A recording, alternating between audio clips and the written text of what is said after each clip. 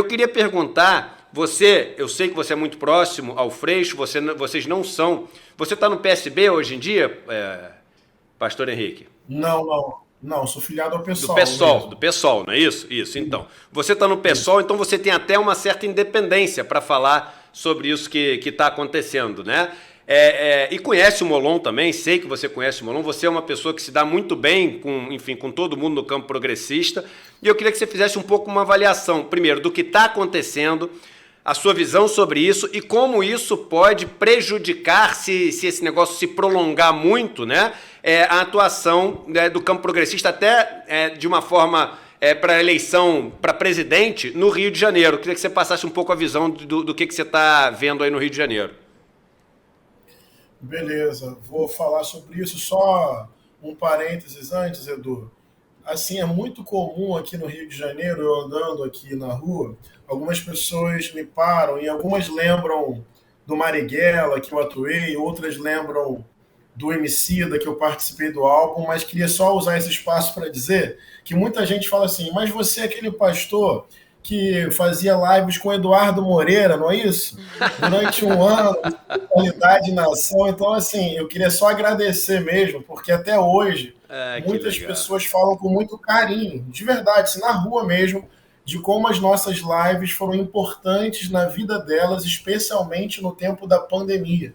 Então, até hoje, eu ouço testemunhos muito bonitos, assim, de pessoas que foram consoladas e fortalecidas por aquele bate-papo nosso. Queria te dar publicamente esse Oh, que feedback e especial. falar da importância da sua vida e daquilo que você mobiliza para muita gente. Siga firme, você é muito precioso. Obrigado. Sobre Rio de Janeiro. Que xadrez complicado, hein, amigo? Mas vou colocar aqui o meu ponto de vista, tá?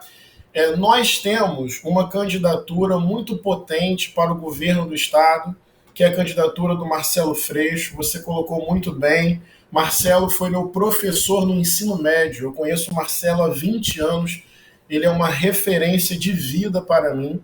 E o PSOL, o partido que eu faço parte, já declarou apoio ao Marcelo Freixo, a candidatura mais viável para vencer aqui no Rio de Janeiro e vencer o bolsonarismo que é expresso na figura do atual governador.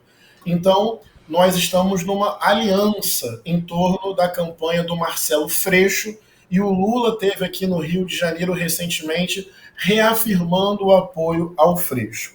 Daí a questão está girando em torno do Senado, porque o PT, que apoia o Freixo para o governo, quer indicar o nome ao Senado e está indicando o nome do André Siciliano dentro dessa composição. O PSB coloca o nome para governador e o PT coloca o nome para o Senado, e isso ainda costurado com a dimensão nacional dessa federação PT-PSB. Então, isso tem repercussão em São Paulo, tem repercussão em Pernambuco e por aí vai. Só que o Molon também já é pré-candidato e candidato ao Senado há algum tempo, inclusive confirmado pelo próprio PSB. Então, para quem está nos assistindo, essa é a questão no Rio de Janeiro. Quem será o candidato ao Senado dessa federação? Ou se haverá duas candidaturas diferentes? O problema está localizado aí. Qual é o meu ponto de vista e qual é a posição do PSOL? O nosso partido deliberou apoio a Freixo, candidato ao governo, e a Molon, candidato ao Senado. Tem um argumento, Eduardo, que eu acho muito convincente. Óbvio que nós precisamos entender que qualquer composição de unidade, você vai ter aí que avançar e ceder. Mas nós temos o Brasil para pensar, nós temos vários estados para compor essas articulações. E tem um argumento que eu acho fundamental. Todas as pesquisas apontam a candidatura do Molon como a candidatura do campo da democracia, do campo da esquerda, do campo antibolsonarista. É a candidatura mais viável, é a candidatura com fôlego, é a candidatura com amplo apoio de diversos segmentos da sociedade. É a candidatura que em algumas pesquisas aparece um pouquinho atrás do Romário e em outras pesquisas já aparece em primeiro lugar. Então, dentro desse princípio, o que é mais responsável agora? O que é mais viável agora? O que é mais possível agora? Para eleger pessoas do campo democrático e enfrentar o bolsonarismo, por esse aspecto de maturidade para vencer, eu não tenho a menor dúvida, esse é o meu posicionamento, que o nome do Molon é o campo mais identificado com a pauta da democracia, com a pauta da esquerda, que tem maior capacidade de articulação e mais viabilidade de ganhar. Então, o que nós estamos defendendo é que seja possível essa composição no Rio de Janeiro, Freixo candidato ao governo, Molon candidato ao Senado. Cris. Eu queria aproveitar aqui a presença do pastor, professor Henrique, e entrar num assunto que é absolutamente chave nessa campanha. Estou falando da campanha nacional, que é a questão do voto na população evangélica, que é extremamente diversa. A gente costuma falar, assim, resumidamente, os evangélicos, né? E existem dezenas de igrejas, de crenças, de vertentes, etc. O que eu queria te perguntar, Henrique, é o seguinte: quando a gente vê a primeira-dama, Michele Bolsonaro, com uma atuação cada vez mais evidente, né, quase que uma pastora, ela se coloca, quando ela fala, né, como uma guia espiritual, né, como foi na convenção, como foi no vídeo que vazou recentemente, eu queria entender o impacto que essa atitude dela tem nesse segmento tão diverso dos evangélicos, porque eu imagino que isso tenha repercussões diferentes, a depender de que setor evangélico a gente está falando. Era isso que eu queria entender melhor.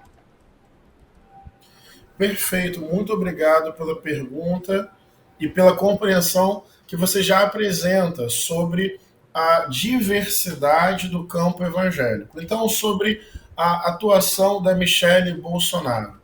A sua percepção me parece correta. Determinados setores vão ver nessa linguagem uma identificação. Isso vai reforçar o apoio que determinados setores evangélicos dão a Bolsonaro. Eu não sou ingênuo. Eu não vou desconsiderar que essa linguagem, essa estética, essa forma de relacionar fé e política ganha certa capilaridade e significativo apoio dentro do campo evangélico. Isso é verdade. E esse tipo de manifestação da Michele Bolsonaro tende a confirmar determinado apoio de parte do segmento evangélico. Mas você pegou muito bem a ideia, na minha opinião. O campo evangélico não é um bloco coeso. Cada vez mais também o inverso acontece. Cada vez mais, dentro do campo evangélico, tem uma percepção que é a seguinte: isso não tem nada a ver com o evangelho. O que adianta fazer culto?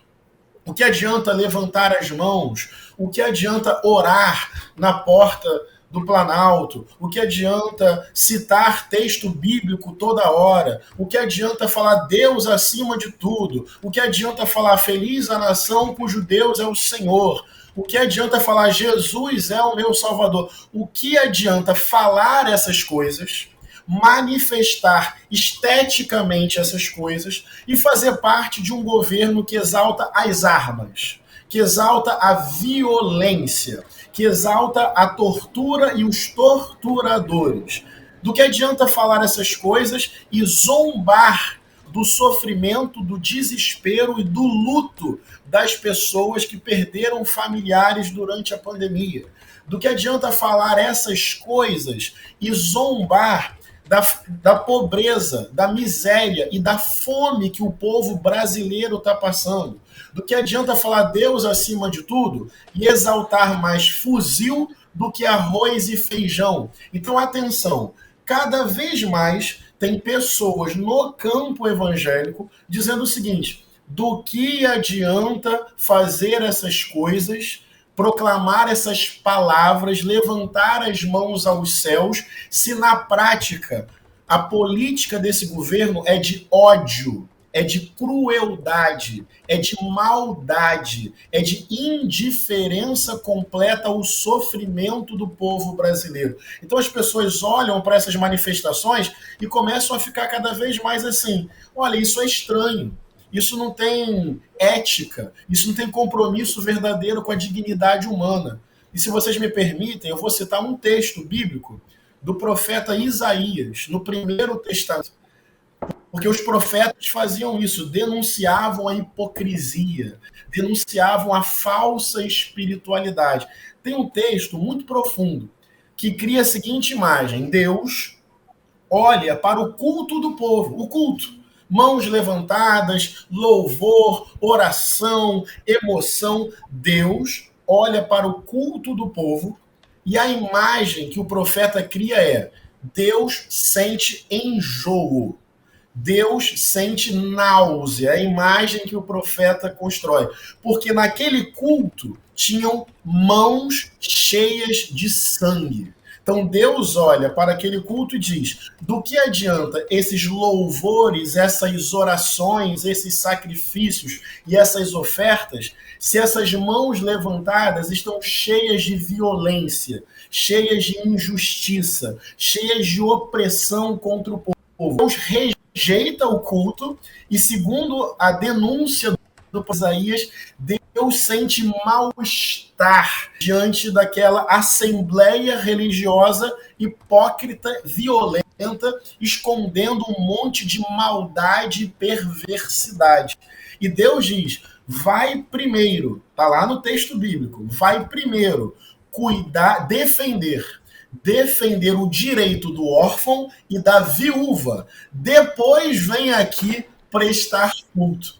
Numa sociedade de economia patriarcal, órfão e viúva são imagens do povo empobrecido, do povo explorado, do povo vivendo ali no limite, na busca do pão de cada dia. O que o texto bíblico está dizendo é que Deus olha para aquele culto e diz: vai primeiro defender o povo, vai primeiro repartir o pão, vai primeiro socorrer quem precisa, vai primeiro encher o seu coração de compaixão, de bondade, vai primeiro promover justiça, depois vem aqui levantar as mãos aos céus.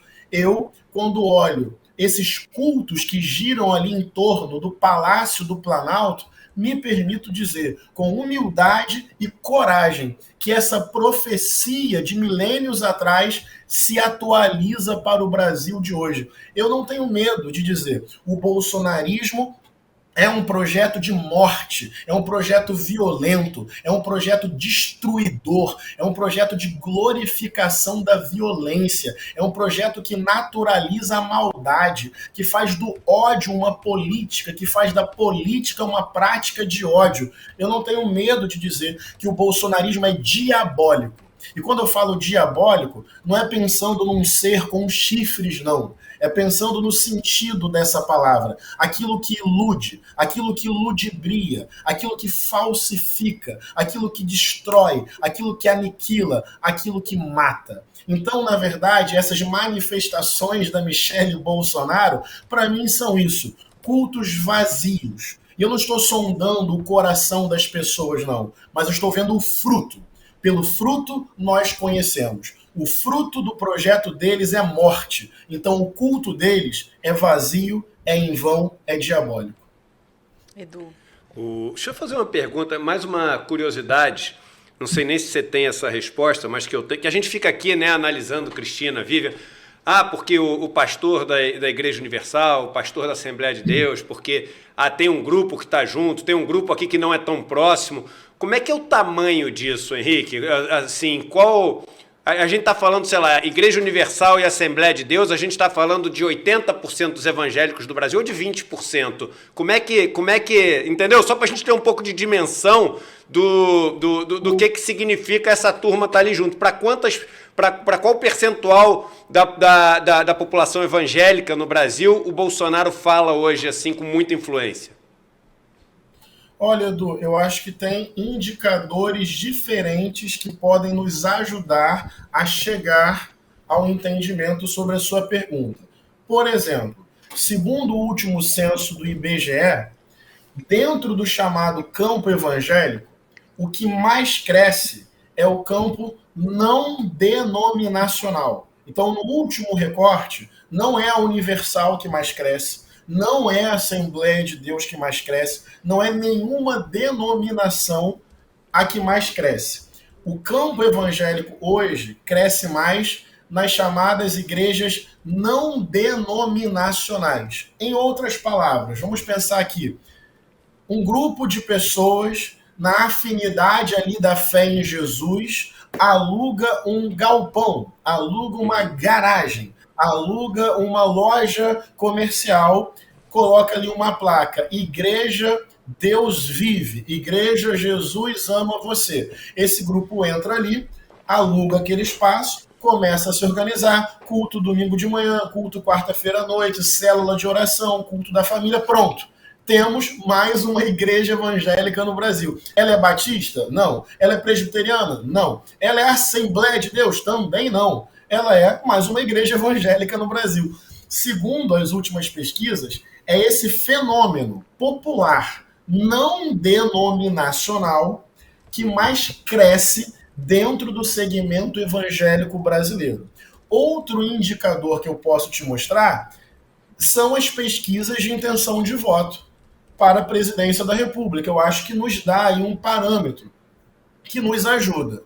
Há 2 meses atrás, Bolsonaro e Lula estavam empatados tecnicamente na casa dos 35%, 38% das intenções de voto, considerando a margem de erro, empate técnico. As últimas pesquisas que eu vi, de fato, demonstram Bolsonaro alargando essa distância. Isso é de fato verdade. Mas Lula, nesse momento, continua na casa dos 30%, 35% das intenções de voto. Então, repare, Edu, tem lentes diferentes para tentar compreender essa realidade. Mas onde eu quero chegar, se vocês me permitem, posso só concluir esse raciocínio? Eu não sei se eu estou falando muito, estou em dúvida. Porque Edu sabe que quando eu me empolgo, a gente vai até meio-dia, né, Edu? Com 1 ano de casa, você tem o Golden Share, você tem a ação de ouro aqui, tu faz o que tu quiser com o programa, vamos com tudo. Não, vamos lá, meu irmão. Inclusive, saudade de você. Vamos lá. O que eu quero dizer é o seguinte, olha só, mesmo as pesquisas que mostram Bolsonaro conseguindo se afastar do Lula, não colocam o Lula com menos de 35% das intenções de voto. Por que isso é emblemático? Intenção de voto não quer dizer que quem vota em Bolsonaro é um fascista programático e quem vota em Lula é de esquerda socialista. Não quer dizer isso. Mas intenção de voto é uma variável que nos ajuda a entender alguns comportamentos. Onde eu quero chegar e o que eu quero concluir? O campo evangélico, ele tem um conservadorismo dominante? Tem sim. Tem lideranças evangélicas hoje com muito poder político, econômico, midiático e televisivo e usam esse poder para atacar o povo e a democracia, os direitos humanos? Tem também. Esses segmentos têm projeto de poder para o Brasil? É verdade. Esses segmentos têm apoiado sistematicamente o governo destruidor e diabólico de Bolsonaro? Também é verdade. Então, repara, eu reconheço tudo isso. Ao mesmo tempo, o campo evangélico é plural, ao mesmo tempo, quase 40% dos evangélicos indicam voto no Lula, ao mesmo tempo, o campo evangélico é uma parcela da classe trabalhadora, explorada e empobrecida desse país. A maioria ganha até um salário mínimo, a maioria é de mulheres, a maioria é de pretos e pardos, portanto, da população negra. Onde eu quero chegar e o que eu quero concluir? Não podemos entregar o significado do campo evangélico nas mãos do Bolsonaro e do bolsonarismo. Esse é o ponto, Edu, que é talvez a tarefa da minha vida nesse tempo histórico. Reconhecer o peso sangrento do fundamentalismo religioso cristão na história e do fundamentalismo evangélico, especialmente no presente. Mas eu quero muito alertar. Parte significativa da população evangélica é gente simples, humilde, empobrecida, explorada, lutando para sobreviver. No papo reto, Feliciano é meu inimigo. Macedo é meu inimigo. Crivella é meu inimigo, Malafaia é meu inimigo, mas o povo pobre, trabalhador, com Bíblia debaixo do braço e falando de Jesus, com essas pessoas eu quero estabelecer diálogo, com essas pessoas eu quero conversar. Se a gente entrega o conceito cristão para a direita e para a extrema-direita, temos um problema. Vamos perder diálogo com parcela pobre, feminina e negra da classe trabalhadora e explorada, empobrecida desse país. Combater o fundamentalismo, sim, sem 1 milímetro de recuo. Dialogar com a religiosidade do povo, sim, também. Porque só com esse povo cheio de fé que a gente vai enfrentar o fundamentalismo, derrotar Bolsonaro e construir um projeto de país justo, solidário, fraterno e amoroso. Espetacular, meu irmão. Espetacular. Cris, você quer falar uma última palavra para o pastor antes da gente se despedir dele? Eu quero agradecer ter participado dessa entrevista e ter ouvido todos esses esclarecimentos que o Henrique trouxe para a gente. É um segmento da população que a gente conhece pouco e nada como ouvir alguém que tem inserção, que conhece e que traz esses esclarecimentos. Obrigadíssima, Henrique. Pego carona no seu agradecimento também, viu, Cris? Porque realmente foi incrível te ouvir mais uma vez. Quero agradecer também, te desejar um ótimo dia, Henrique. Obrigada e que você possa nos visitar em breve aqui no ICL. Obrigada, bom dia para você e bom dia para você também, Cris.